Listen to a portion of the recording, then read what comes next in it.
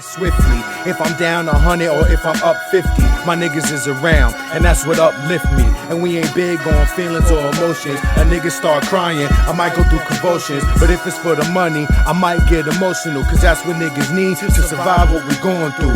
We down for the cause, talk down to the laws. I got my way with words, but this ain't metaphors. This is real talk, dog. Yeah, man, we talking about rap. Yeah.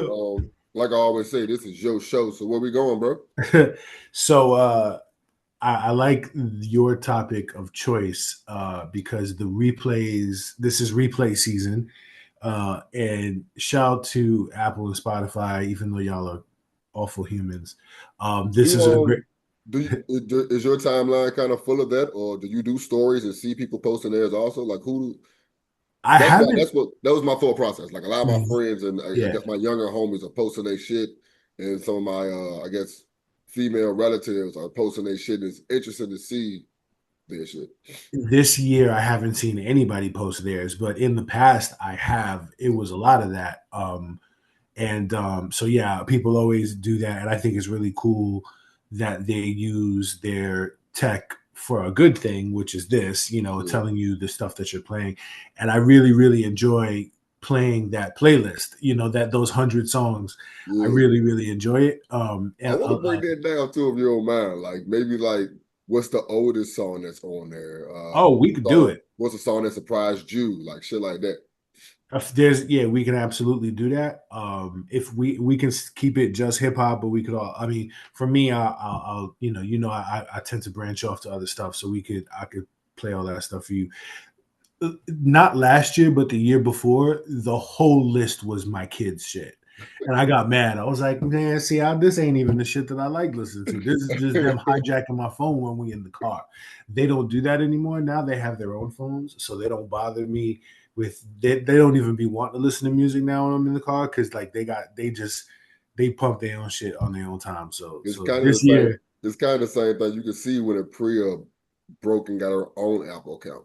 When I got the family account and I played it separated because it's like, yo, I wasn't listening to this shit. What the fuck is all that? It's like, oh, like when you go back and look at the years, you're like, oh, that's the year that shit changed. Exactly. All right, so let's do top artists first, and we ain't got to explain them. I'm gonna just run them off. It's 20 of them, right? Okay, yeah. So let's just go back to back. My number one is. All right, let's go. My number one is a surprise only because I didn't realize how much of him I listened to this year, but it's not a surprise because he's number one every year for me, and that's Drake. Of course. We're gonna have the Drake conversation, I guess. Well, that's number one is Drake. Who's your number one? You want to tell him my number one? Do I want to tell you your number one? Yeah. Do you want to tell people my number one? Yeah. It's my man. Wait, what's his name again? What the fuck? The shorty from Memphis. What's his name? Yeah, it's Glock. Yeah. What's his name again? Key Glock, man. Yeah. There you go. Yeah. And it's funny because it was Don Tripp last year. So I was surprised at the Key Glock. And it's funny because you said 1,000. Mine is 1966, bro. Oh, as far as how much hours you listen to it? Yeah, my minutes is crazy up here. That is not. Yeah, that's that truck driver shit, man. All right, hold on, because I just lost the fucking list. Well, I can say I remember that number two was Wale. Yeah. And I was surprised that number two was Wale, only because I was like, damn, did I really be listening to him like that? The shit don't lie. Oh no, I'm sorry. Number two is not Wale. Number two.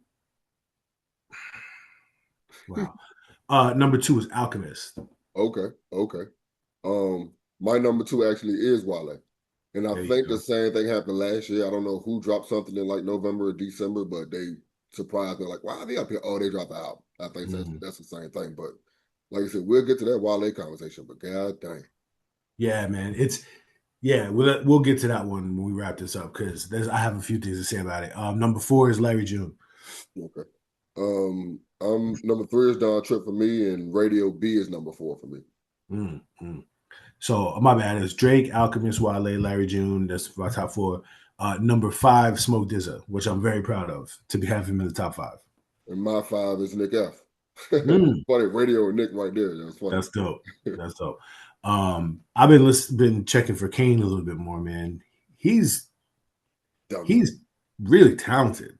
Yeah, like I seen that commercial he made. Yeah, which when he's telling you how to get views or something like that. Oh yeah. That shit was hilarious, bro. Like it's just, and it's like I said, it's more about because when you said Kane, I went straight to his bag as far as lyrics, and you went to he's talented. So I'm thinking about everything else I see on this page. So yeah, like he's just a smart cat. He's a good looking guy. He's he's aware of himself.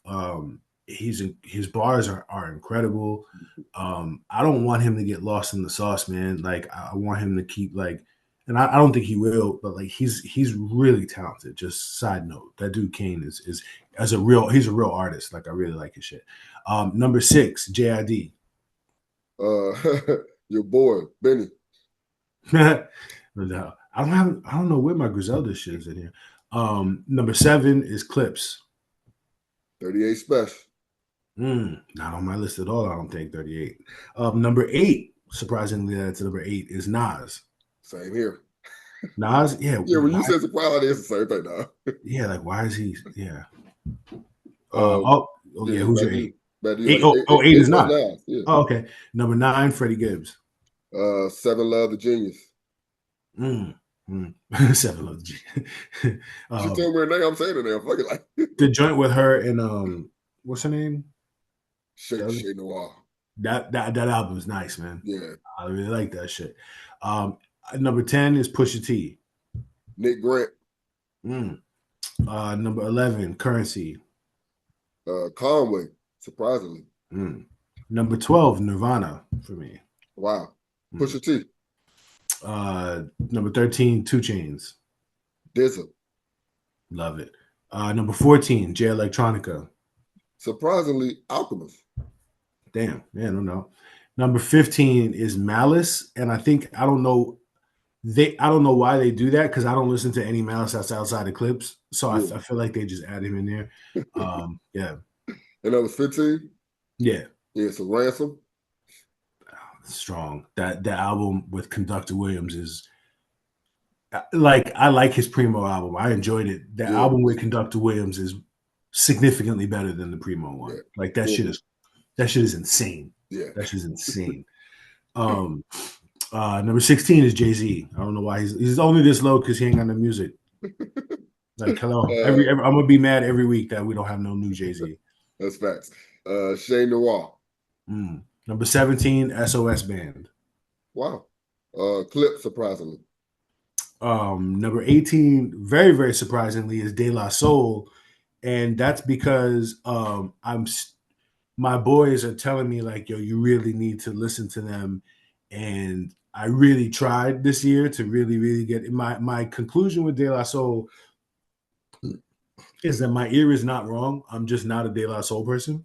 But De La Soul set off a lot of shit that other people did. Mm-hmm. And if you wasn't checking for De La Soul, then you wouldn't know that. And I wasn't, so I didn't. Mm-hmm. And De La Soul sampled everything first. When you realize the amount of shit that they sampled first, that other people then sampled and made big ass hits off of, their bag with production and beats is super, super top tier. So they have an in-house producer who makes their beats? Not in-house. It was, well, sort of. They were involved in a lot of the production, but it was, I don't want to be blasphemous because I don't know their history like that, but a lot of it was Prince Paul. Okay. A lot of it was, they worked with Dilla a lot. I don't know who did like a lot of their later shit. Like I could look it up, but the early shit, the 3 Feet High and Rising and De La Soul is Dead and those records, like, yo, man, some really, really fire ass production that I was like, that had to be like, oh man, like this is, and also they invented skits, man. Yeah. Like they really were the ones who really made skits. And their new album and the new album Cabin in the Sky is dope. It's actually really, really good. I A kind of lot of had Premier. that same feeling you explained from Big Fish, from the Alchemist and who? Hit Boy. Oh yeah, yeah, yeah. Where it's like, uh, like Yeah. it's not good. It's not great. It's not bad. It's not. I kind of forced myself to make it through because respect. But Yeah. yeah. But yeah, back to this list. We talked about them. We talked about that a few weeks ago. So I Yeah, said like the same thing. that's exactly what it reminded me of. Like when you explained it, like, oh, that's perfect the way you explained it. Yeah. But yeah, the last three, West Side, K Dot, and Future. My last two, because De La was 18, is West Side Gun and Mobb Deep. Okay. No Kendrick. Nobody on here from Griselda that's not West Side Gun. I'm surprised. I mean, I took the Drake Kendrick shit personally. It shows. Took that shit personally. So What about albums? Huh? Oh, albums. What about albums? I guess we ain't got to go through all 20, but I guess Wale was probably your top one because of recency bias. God does like ugly, number one. Worst. Okay. What's your top five? Then go ahead and run them off. JID, Everything Is a Lot is number two. Okay. Some Sexy Songs for You, Party and Drake is number three. Surprisingly, that was my kids. We all listened. Yeah. Okay. I can't blame them. I did listen to some shit on there. Life is Beautiful. Larry, Al, and 2 Chainz is 4, and Let God Sort Them Out is 5. Okay. Everything Is a Lot is number 1. Internet Is Fake is number 2. Glockavelli, number 3. Desire Crowns, that's the Love the Genius and Shay Noir collab. Mm-hmm. And then Food for the Soul by John Connor. That was number 5. Surprisingly, which made the top 15 still was Camp Low, man. That album is on my top 15 every single year for the last 10 years. That's funny. That's crazy. That's dope, though. That was just interesting to see, though. You know what I mean? Yeah. Yo, man, I really pumped God Does Like Ugly for sure. And let's briefly, since we haven't talked about it, and I feel like everybody did, this Wale album is really, really special, man. Like I think just the first thing that I'll say is just the vibes. It's such a dope album to let play all the way through. It's really not the type of album that I personally like would typically love, you know. So because of just a lot of chill, a lot of not a lot of hard shit, you know what I'm saying?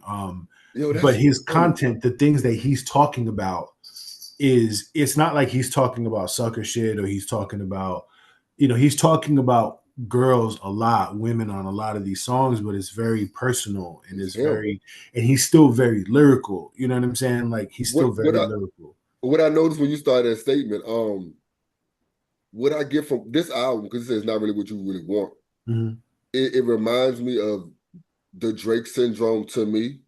How a lot of times I just want a rapping album from Drake, and him and Nicki, and I never was able to get that. Right. Opposed to this album having a lot more singing and moody shit than I expected. But for one, it's Wale. So it's not totally unexpected. Right. And like it just was an entire vibe the entire time. The only thing I will say that I didn't like was you can't do a Maybach song without a Maybach nigga on it. That Michael Fredo came out of nowhere. I'm like, yo, what the fuck? Where somebody's supposed to be on the song with you guys. You can't do this by yourself. Like this is not is not it. I didn't that was but besides that, I love this album. I get in the car just for shuffle. It's really, really dope, man. And my favorite song on there is Power and Problems. Yeah, that's that one. That shit is beautiful, man. And I really like Where to Start. Where to Start, and the Blanco remix are 2 of the top 3 of my most played songs for the year.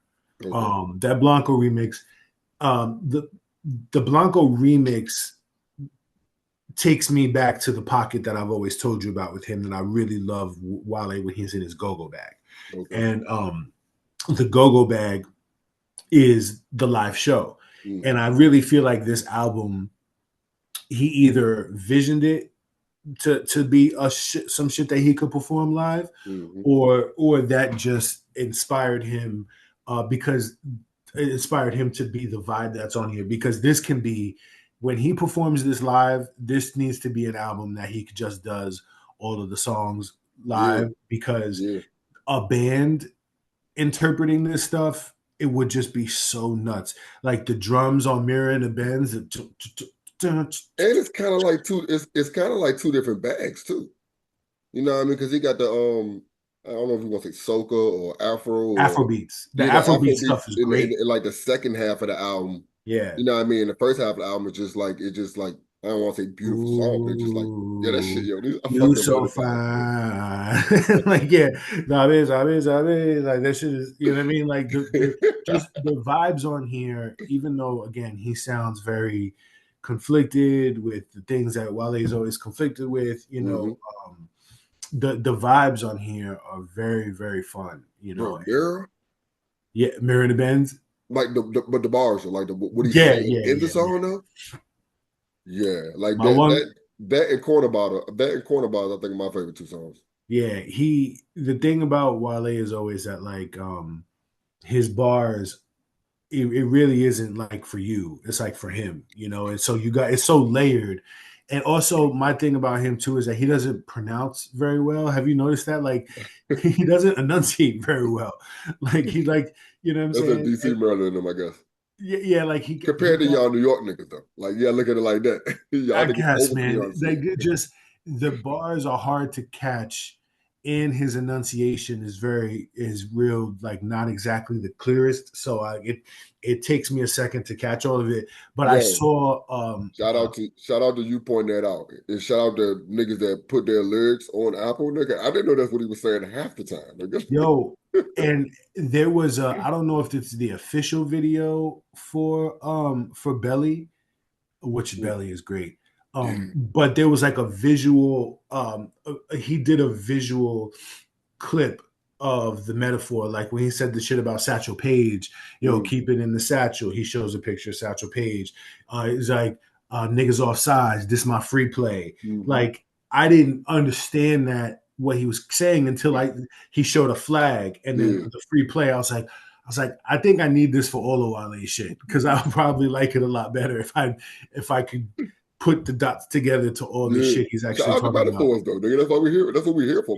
When I write, I try to make my metaphor. I don't want people to have to wonder what I said. So I would go out of my way to try to make my bars like I said, like one of my favorite lines I said is I said, y'all on that fuck shit like porn stars, right? Like that's not a hard one to like, as long as I enunciate that clearly, you know what you might take 2 seconds to understand that. Like that's kind of the difference between why I respect Hove and like niggas like Nick Grant and Ransom and say they're nicer than Hove. And he's like, that's blasphemous. Like, no, because Hove's metaphors and bars are right in front of you. Right, Nick exactly. Hove, them niggas, you go, oh my God, the 15th time here, like, oh shit, I just caught that joint. And I kind of like that too, but neither one is kind of wrong either, because you don't want somebody that you. And Wale's style is he likes burying the Easter eggs, whereas other artists are more like obvious. And the thing is about Jay-Z is that Jay-Z can bury the Easter eggs if he wants to, and when he does, he kind of like winks at you like, you got it? Like, you know, I'm still hearing Jay-Z shit from 10 years ago. You know what I'm saying? And it's funny because it's right, because he'll say the bar, you'll hear the pause, and then the next time starts. It's like, give you a second to catch up before I get started again. Jay-Z does both. He buries them and he throws them in your face. He's like taunting you. He's just incredibly talented. So that's my list. And what song surprised you that it was on your playlist?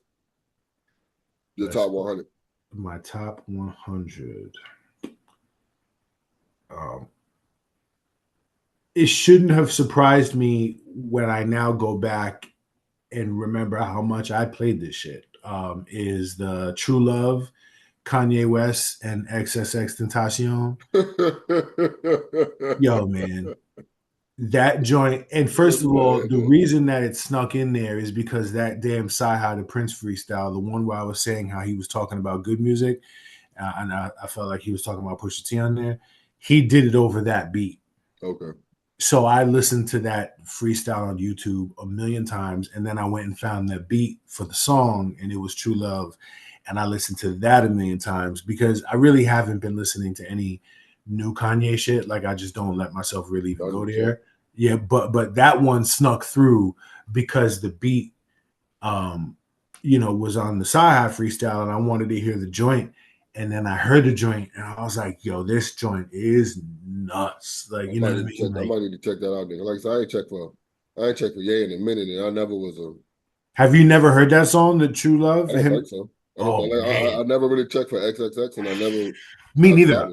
Me neither. For the same reason, he's a, he passed, but there was some real wild shit with him and domestic abuse of women, and so I just didn't really allow myself to even really get into that. My daughter was a fan of him though, and he was one of them dudes that was like, he had a lot of fans, man. That part, he was one of them dudes. I just like, how do I not know this guy at all? And his shows are this fucking packed. Like I think he was like one of the first dudes I actually peeped that with. Because like it's the same way with NBA YoungBoy. Like I don't know. I was just gonna say it. You look at his show. It's even with dudes not as big as him, and then you see their shows. It's like, yo, why? Not even. Yeah, why? Had he not passed, I do think that he would have been maybe not as big as YoungBoy, but I do think that he would have had a wave like that. Like I think he would have gone quadruple platinum. Like I think he was on his way to being a star. He had his fan base and rise looked to me kind of like Drake. I was like, yo, people are really fucking with this cat. Same for Juice WRLD. Same for Juice WRLD. Okay, baby, I'm like, wow. Juice WRLD was on his way, man. Juice WRLD was gonna be that guy for real. I think I'm just mixing all these little young niggas up, bro. Juice WRLD is the one who did Lucid Dreams. A couple years ago, that was on my top 100. You remember him, right? Yeah, like he was a real writer, and he had a lot of songs in the stash. To his shit is still being released, and the producers that worked with him were like, "Yo, this guy was it. Like he was very much on his way, and he was." My daughter loves Juice WRLD shit. Yeah, same thing with Lil Mama. Yeah, and it's funny because all that emotion and stuff that they put in music. I think when it first came out, I was like, I don't like this shit. Y'all crying this at the third. But then when I started listening to more Ransom, there's more feelings in Ransom bars. There's more. We talk about Wale drum. I guess when it's put the way I want to hear it, then I want to hear it. But if you just I guess that's just me. Like, I mean, it got to be packaged in the way to make you want to listen to it for sure. And Ransom, I was surprised to hear, the one that he talks about dementia, where his mom's having dementia on the DJ Premier album is like you can be lyrical and talk about yourself and your feelings. Wale proved that, and that's a big reason why Drake is my guy so much. Like, I really reject the narrative, and I guess we could do the Drake conversation briefly. Like, I really personally reject the narrative about him not writing. You know what I'm saying? Like I think it's this thing that people use to jab him, but he obviously writes. You know what I'm saying? Like, he obviously writes a majority of his shit. He obviously writes for other people. And yes, he invites collaboration and all that stuff. But like for me, like I appreciate the fact that he hasn't tried to force the song content being more social issues, being more like people are struggling, like the thing that people want him to talk about. Like, he wants to talk about and sing about the shit that he wants to sing about. And yes, it maybe people feel like it's immature, or people feel like he's just not moving on from this one element of his personality, and it kind of highlights the things that people don't like about him. I think it takes a certain amount of integrity to just stick with what you want, with who you are and what you want to be. And like he said in that DJ Semtex interview, the couple interviews that he did do, he did one with Rap Radar and one with DJ Semtex, where both of them were over an hour. Like, you really got a lot out of him in those interviews. And he was just like, yo, I'm not going to make music that doesn't make me happy. You know what I'm saying? Like I like to talk about shit that makes me happy, shit that I want to ride to. And he does talk about the conflicts in his life. The conflicts in his life kind of show you that he's kind of a fuck boy. You know what I'm saying? Like the fact that these conflicts in your life are still conflicts, that like you don't get it, that women don't want to be loyal to you because you're constantly finding new bitches to fuck with, and that you've been singing about that for 15 years. I know people are frustrated with that, but I think it takes like integrity to just like to stick to that and not hear this very, very loud groundswell that's telling you to do something else. And he's like, look, I'm just gonna do what the fuck I'm gonna do, you know. So for me, I hear the bars. His bar work has always been crazy. His production has always been top tier. Like 40 is the one. 40 has come out multiple times and said like Drake does a lot more production on these records than people realize. And then when he released, after he got destroyed by Kendrick, when he released all that footage of him in the studio, if you watched any of it, which I did, I watched some of it. There's way too much to watch, but I did watch some of it. It's all on camera. You can see how much he produces. You know what I'm saying? Like, all right, I'll let you go because there was a lot of stuff I wanted to retort too. But the first one is I'm on the same boat as you far as writing. Like I've never really taken anything away from him because I always believe that Drake, all the timestamps bars were the ones I needed to let me know that, oh, this nigga can write. But at the same time, it's a different type of convo when there's reference tracks out here, dog. Mm-hmm. Like if there are reference tracks, that's a whole nother lane of you having writers. Like my whole thought process was, yeah, the nigga need help with hooks. That's always been my thought process with any nigga that ever came up with any type of writing allegations. Like the nigga need help with hooks. What are we talking about? Because that's part of hip hop. Far as somebody doing a whole song for you, a verse for you, a reference track for you, that puts you in a whole nother lane. But at the same time, Drake has never said like, yo, I'm the nicest nigga out here. Watch me prove it type shit. Mm. He just was like, yo, I'm bigger than y'all. Like I'm a better artist than y'all. Like those are the type of claims he made compared to somebody like Kendrick or Cole saying like, yo, I'm lyrically better than you. I am the best one doing this type shit.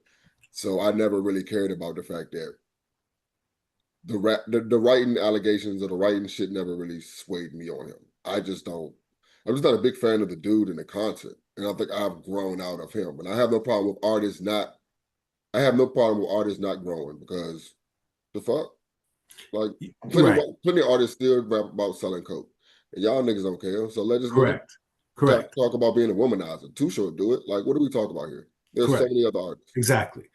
And we've said this before. I said this before that I don't ding people for their content, for the things that they choose to talk about.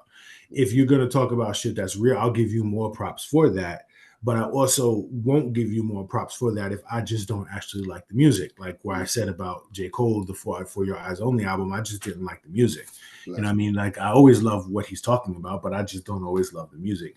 And when it comes with the reference track thing, he's just the only artist whose reference tracks that we've heard outside of Lil' Kim and outside of we'll give you that, nigga. You know what I'm saying? And so it's like for one, other rappers have ghostwriters. We know that. We just haven't heard their reference tracks. Do you want to be blasphemous and bring up the whole Nas situation?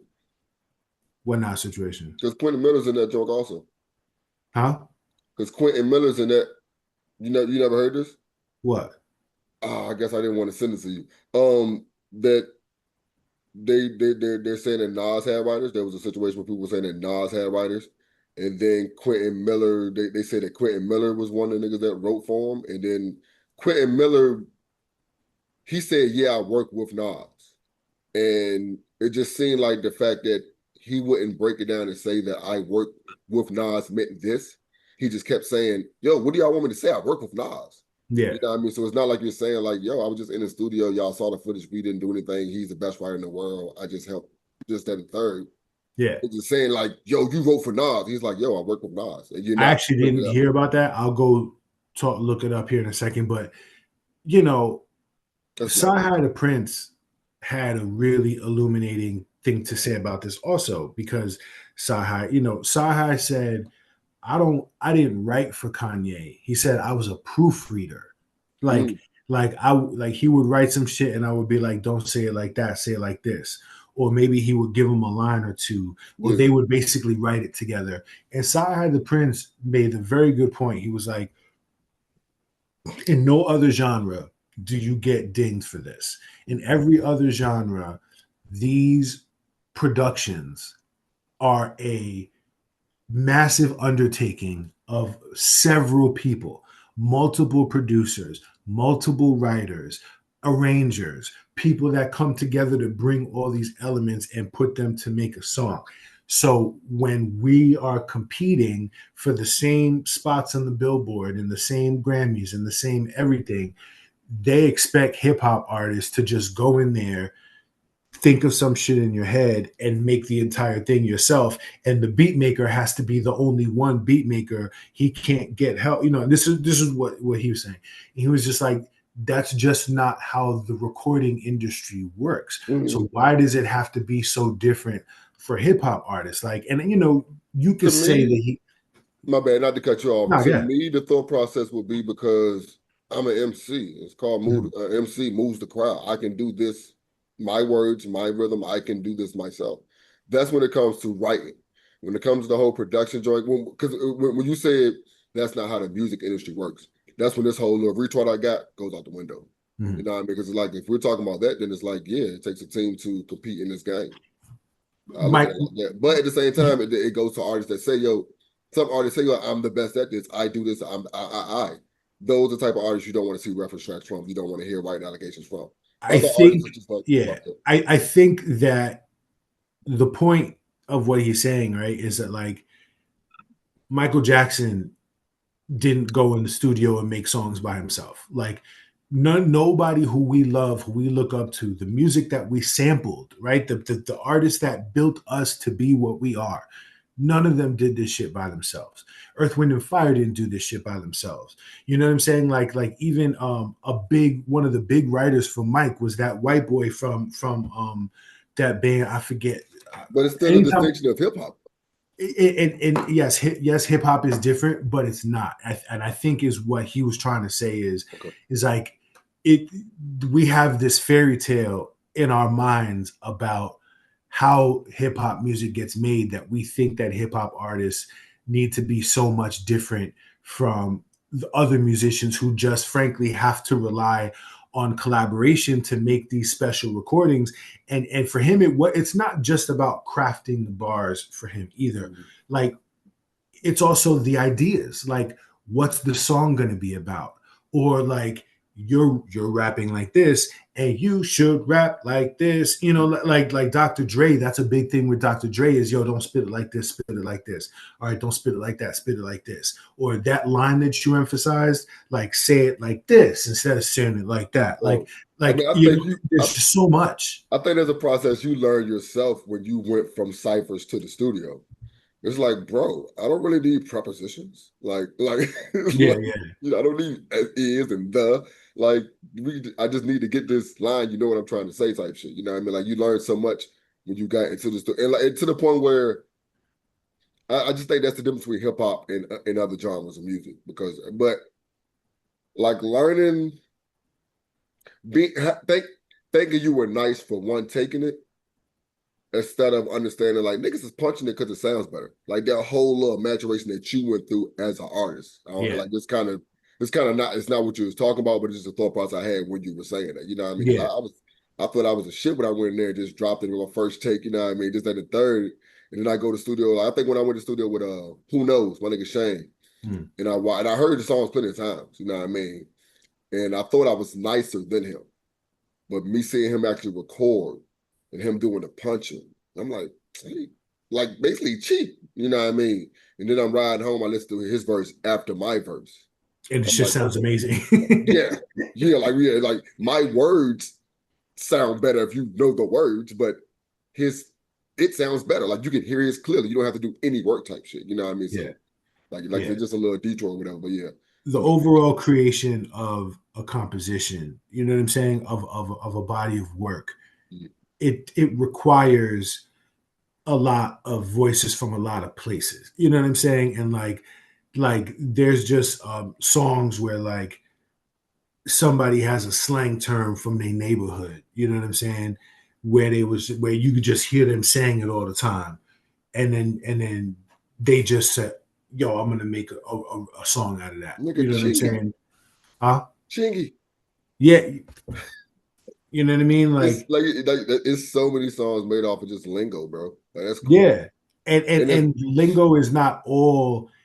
It's just this idea that everything has to come from the mind of the one person, and he doesn't allow any influence to come into him, and it's just not how shit works. You know what I'm saying? Like, have you ever heard the process of WTHelly? Oh my God, how they made it? You know what? I'm glad you brought up that record, because like that is the antithesis of all the stuff that we're talking about. Like it got to be me, and and the writing, and only I can spit it, and all this shit. Like that song, as corny as it might have seemed to us at first. My kids say "what the helly" all the time. I say "what the helly" all the time. And you know the process. No, please tell me. Yo, this nigga said niggas was just in there just yelling words. He just said, "What the helliana? What the Holly Berry?" Like, it just, like, when I heard that, dog, like, the mixed emotions I had. Like, how hard it was for me to write a hook, nigga. Y'all niggas just in here doing this shit. And it's like, yo, these niggas just having fun. And it became a classic. It's like, I think sometimes you struggle so hard to be something and didn't understand. Like, when you were just in the studio having fun, that's probably just your best song.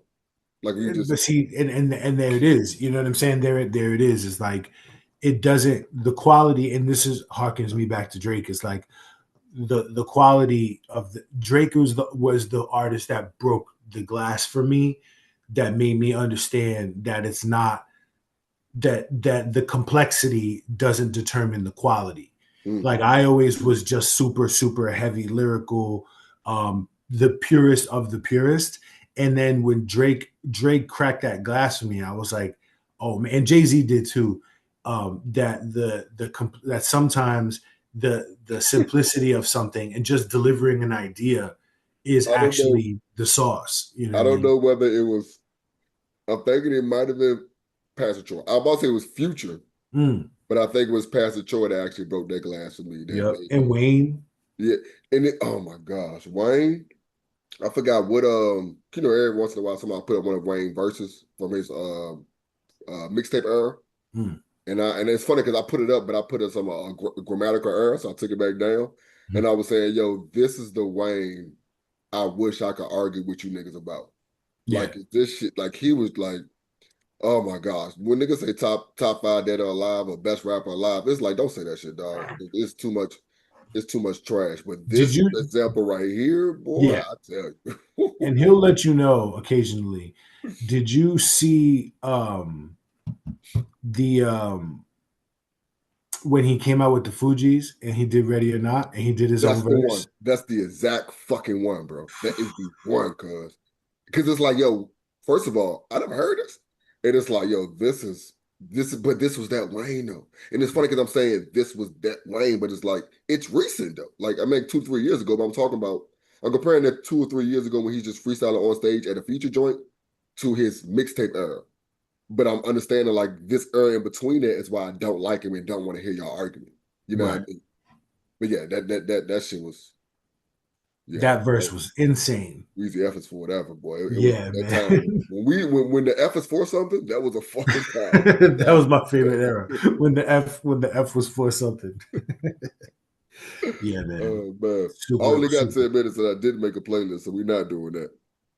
Like, unless you want to make a playlist out of the recaps. The recaps. Okay, so what do you want to do? Because, like I said, a lot of our songs will be. I don't want to just put out the top 10 because that's boring. It's gonna be a bunch of Wale shit. Maybe the 10 songs that surprised you. Maybe the 10 songs bro, this is ridiculous. Ain't nothing but Key Lock and Wale, nigga. Like, it's literally 50 Key Lock songs on this top 100, my nigga. That's crazy. So try. That's funny because my number one is Blanco remix. That's my number one played song. Mine's Where to Start. Yeah. Yeah, number 2 is Where to Start. Mine's Blockadelic. They're watching us in corner bottles. Like, let's just go. Yeah, it's all right. Let's. Number 6 is True Love, Kanye West. Mirror and the Benz. I love that song. Number 9 is Raining in Houston by Drake. I'm skipping all the not hip hop shit. Yo, it's funny. My top 100 has no hip hop in it. Where is it at? Let me find that real quick. Your top 100 has no hip hop in it. I mean, no, vice versa. That's all it has in it.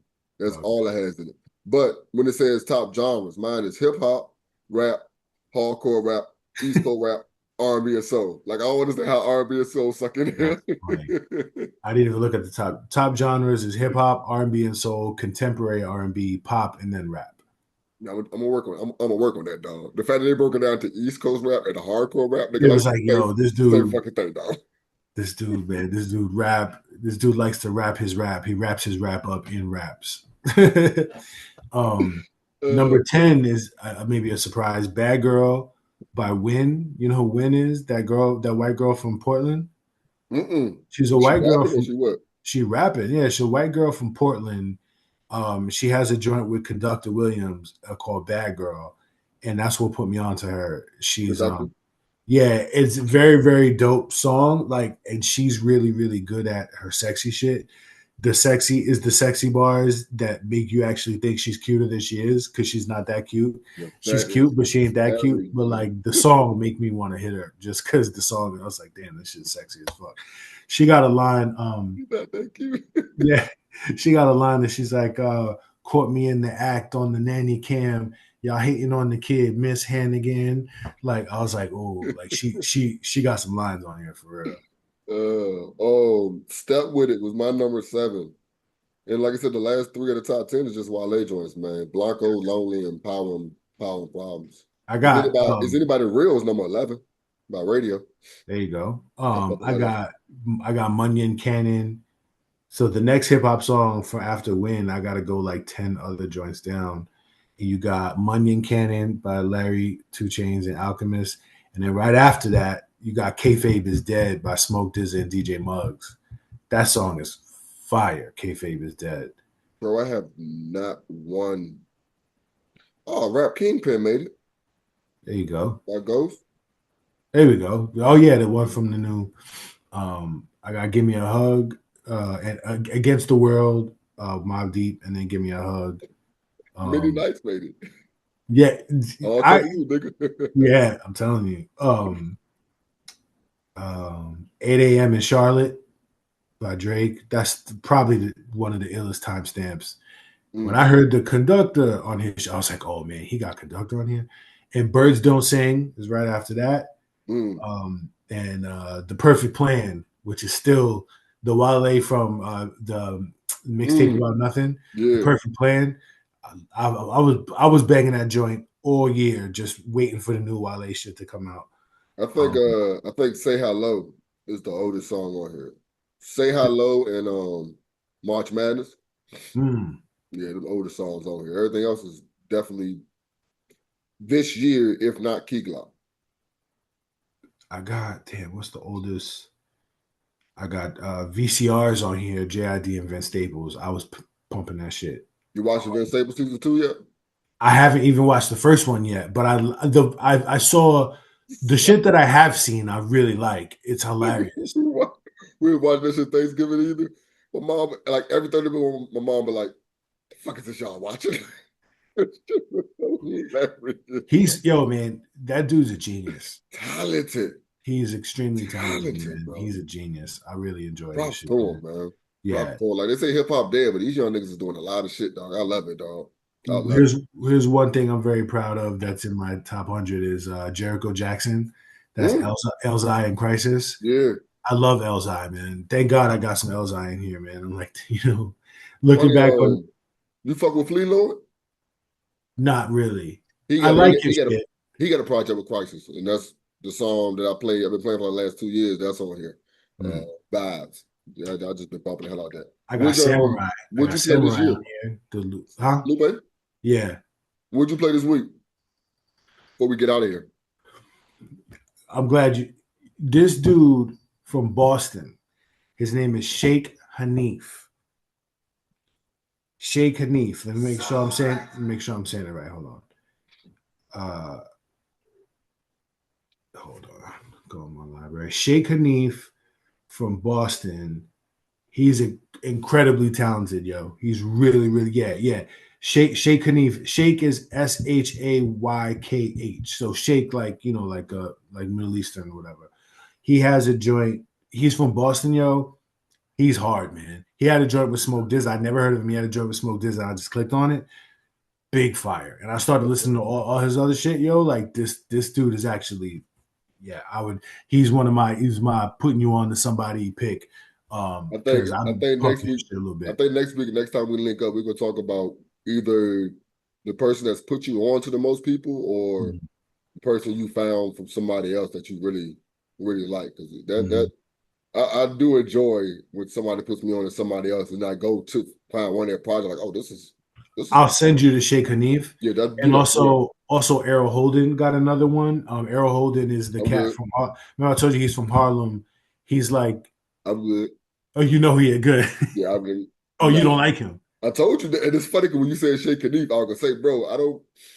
This one thing I like about this show. I've realized like our taste ain't the same. Our taste ain't the same. So okay, so you checked for Errol Holden and you didn't fuck with it. Oh, and it's funny because you told me he was offbeat, and I ain't really. And it's funny because I think I wanted to talk about it the last time we was on here. Yeah. But I mentioned the Bruiser Wolf.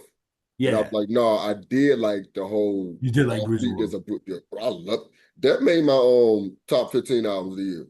Nice. That Bruiser Wolf album. And he was another dude how I went and checked out a previous album and liked that also. Yeah, he got some other shit that just came out too, the Bruiser Wolf shit. So, because you said something about that, I put you on to somebody and you were so disappointed. So, Errol Holden is who you was talking about. No, it was somebody else before that. Like, this is hilarious. Yeah, I'm about to say your credibility's running out, but no, you good, dog. I'm like, pretty sure everybody else is just like, because you said the same thing about Key Glock to me. So, it's like, this is part of hip hop. Like, and I love it so much because we're both MCs. Like, that's the funny thing about it. Y'all niggas think because we MCs like the same shit. No, nigga. Definitely not. Not even close. Whether they whack or they bars, but we don't like the same shit. Nigga, like I really like Errol Holden, man. Like this dude is nice, man. He's Harlem meets Rock Marciano to me. And I didn't realize how much, and I started listening to his other shit. I was like, oh man, like he's really visual, man. And like he's just ignoring the beat. You know, he's just like, you know what I mean? Like I was like this is actually all right, you know what I'm saying? Like what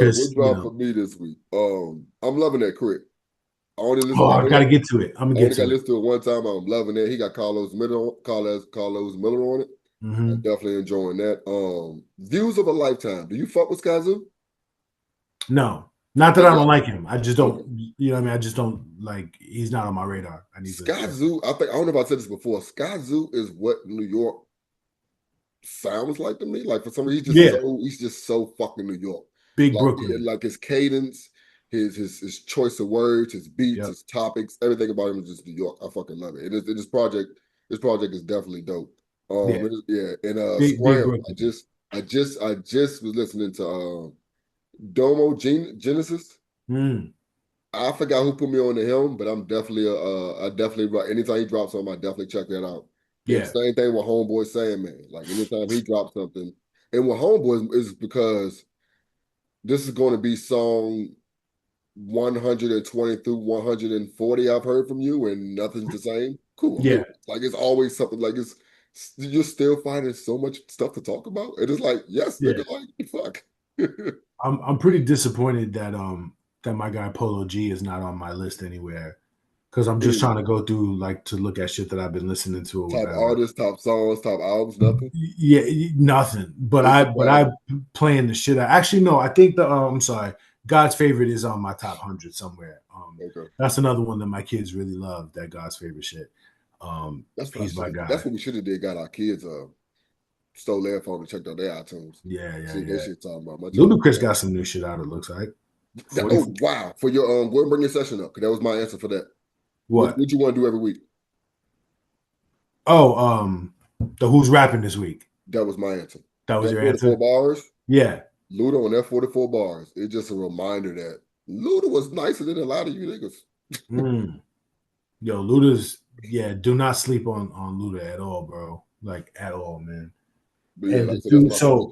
I guess the dude that I was saying that I wanted to say who's rapping this week would be Sheikh Hanif. for sure. But I just want to give a shout because I don't know who this cat is. This dude, Coyote for Hire, the Mexican dude that was rapping over that. Yo, man. His name is Coyote. His Instagram name is Coyote for Hire. But I think his name is just Coyote. And what show was he on? I want to be able to reference it so people could find it. I don't know what this. Oh, who? It's with that chick. That chick. What's her name? Gina. I think it says effective immediately in the background. What's her name? Gina Views. Gina Views. I think that's her. I'm not sure. Do they have a rap session on there? I don't know. These two dudes. What did you see it? Yes, I saw it. At the same time, I was like, I wasn't super impressed with it. Do you listen to OT the Mexican? Yes. That's the reason why I wasn't that impressed. OT the Mexican's a lot better, and I like his cadence and all that shit a lot more. So I really didn't give Coyote another chance. OT the Mexican is nice for sure. This verse right here from Coyote, like that shit was nuts. I was like, I'm giving him who's rapping for this week because that freestyle was dumb. Like I definitely peep it again, man. Yeah, he went off. OT the Mexican, he's very talented, very big Texas energy, which is cool. He's a Mexican that publicly stated that he feels entitled to say nigga whenever he feels like it. So a lot of people needed to tell him that that's not a thing. I don't know. It's funny to me because we're on an N-word conversation. I don't really care. I loved his answer. Like that was one of the best answers I've ever heard in my life. Yeah. It's the only answer. And by the way, for Puerto Ricans, and that's a nigga answer New York, too, it's the same answer for us. But that's a nigga answer though. So it's kind of like it's like I will tell you that it's like Malibu's Most Wanted, right? Where like it's like, yo, man, if it's in you, it's in you. Like Big Pun made that record. It's that nigga shit. Right? Yeah. Right, which is one of your favorite pun records, right? Mm-hmm. And here's the thing: if I was a Puerto Rican from New York, that's from the suburbs, that just felt like I was entitled to say it because that's different, right? Yeah. But I'm not. Like I'm a Puerto Rican from New York City that went to all the same schools, that went to the point where like my friends had to remind me often, like, nigga, you's a nigga, shut the fuck up. You know what I mean? Like it's like when it's in you, and you don't have to explain it. And that was his explanation. And I kind of was like, okay, you know what I'm saying? I was like, it's like the whole explanation is I don't have to explain shit to you.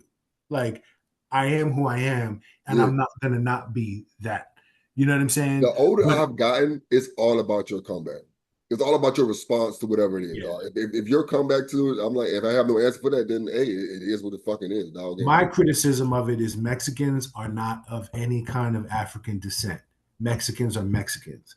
Puerto Ricans, Dominicans, and Cubans, specifically Caribbean Latinos, we are all of African descent. We are of the African diaspora. And we are from the same hood. So OT has that part down. Hey, we're from the same hoods. But it's also like you are not in any capacity African. You know what I'm saying? But then I hear myself say that, and I'm like, that's bullshit. That don't nobody talk like that. You know what I'm saying? Like people talk the way they talk, and it just is what it is. And if you want to ding me for talking the way that I've talked since I was 4 years old, then like, I guess you're just not gonna like me. You know what I'm saying? It just is what it is. You know. And my niggas don't give a fuck. Right, exactly. And my niggas never gave a fuck. And my niggas, if they were standing here, they would just be like, that's my nigga. So it is like, what it is. Like, that's my nigga. Who is this nigga? Like, exactly. All you gotta do is go home. Go home.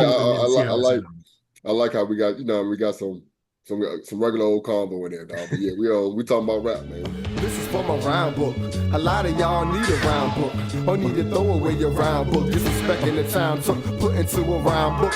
You rhyme rooks should fucking study my rhyme book. For you line crooks, don't come near my rhyme book. Get your spine took for fucking with my rhyme book. Keep my rhyme book with me like I can't breathe without it. Simple and plain, I can't be without it. Plus I smoke weed by the mountains, meaning probably forgot more rhymes than you wrote. And there's no reason for count rights like a habit I can't quit. Know my time's coming.